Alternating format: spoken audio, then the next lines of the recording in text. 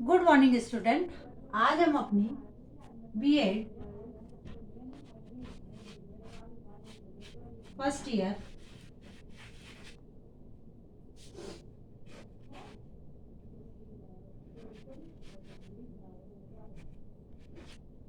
Pedagogy of social science में हमारी जो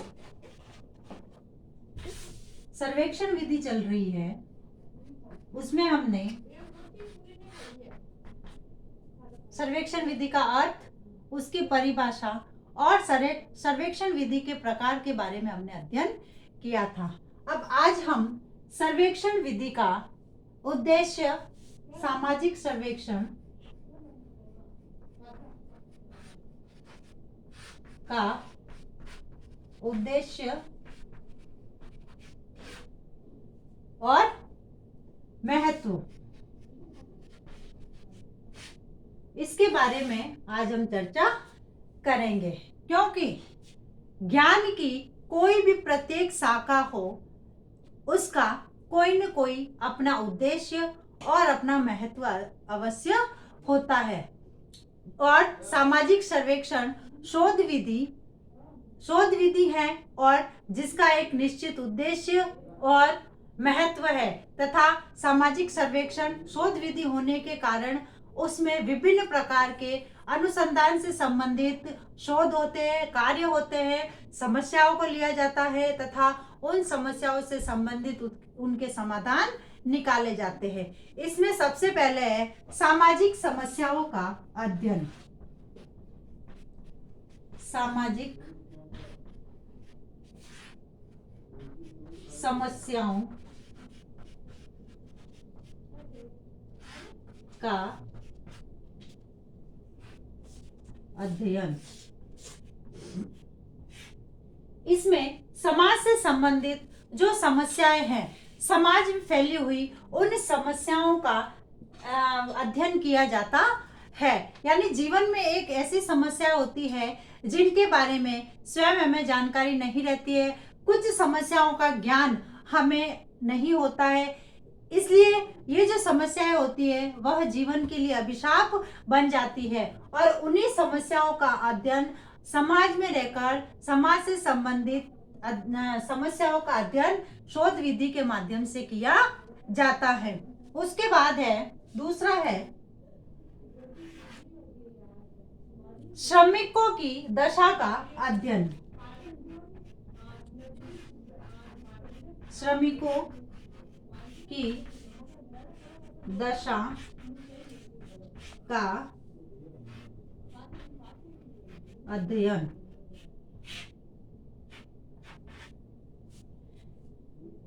कई बार ऐसा होता है कि श्रमिकों की जो दशा है वह खुलकर श्रमिक नहीं बता पाते हैं और न ही हमारे सामने आते हैं। इसके माध्यम से, यानी सामाजिक शोध के माध्यम से, सर्वेक्षण के माध्यम से श्रमिक वर्ग का अध्ययन किया जाता है।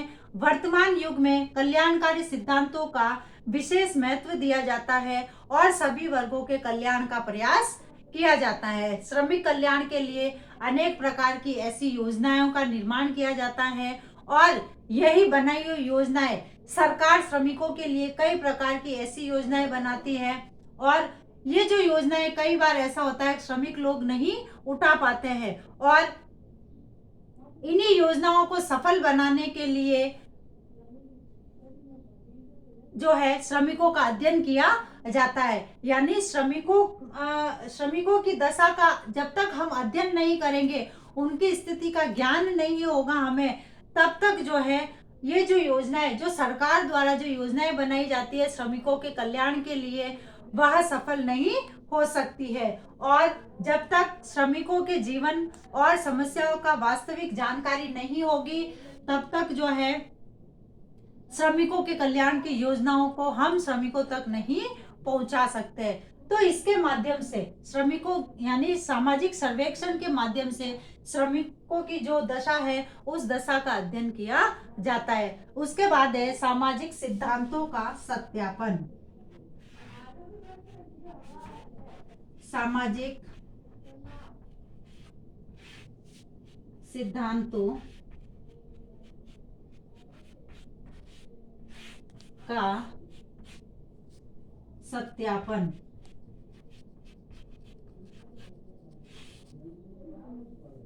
सामाजिक सिद्धांतों का सत्यापन।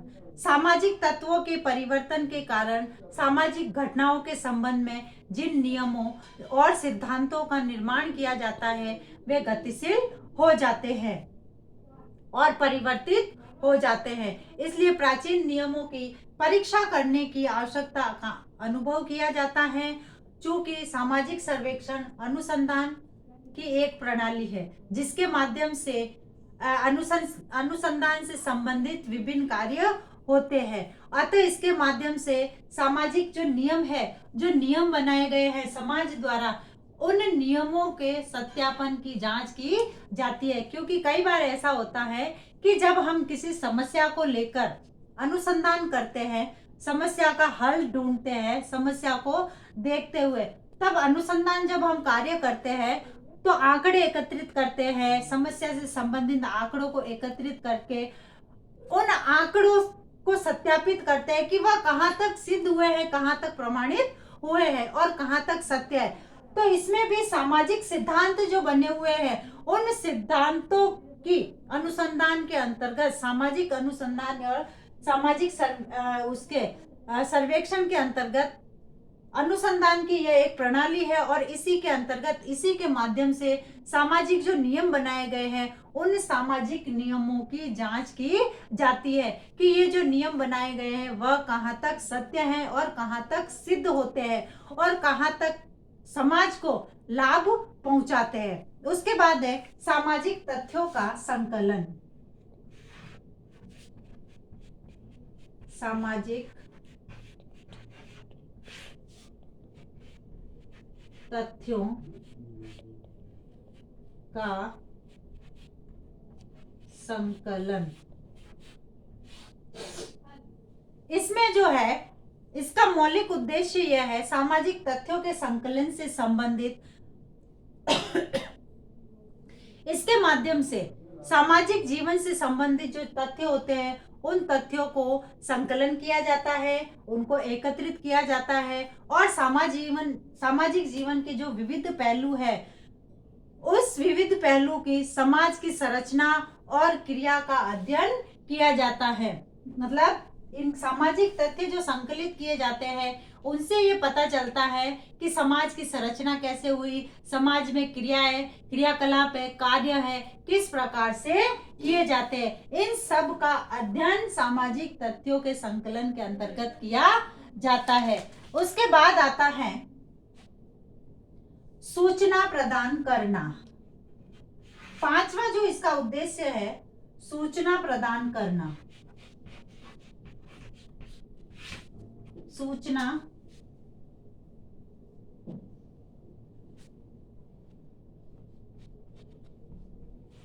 प्रदान करना, यानी इसके अंतर्गत मोजकर जो विशेषज्ञ है वो कहते हैं कि अधिकांश सर्वेक्षणों का उद्देश्य किसी व्यक्ति को सूचना प्रदान करना होता है।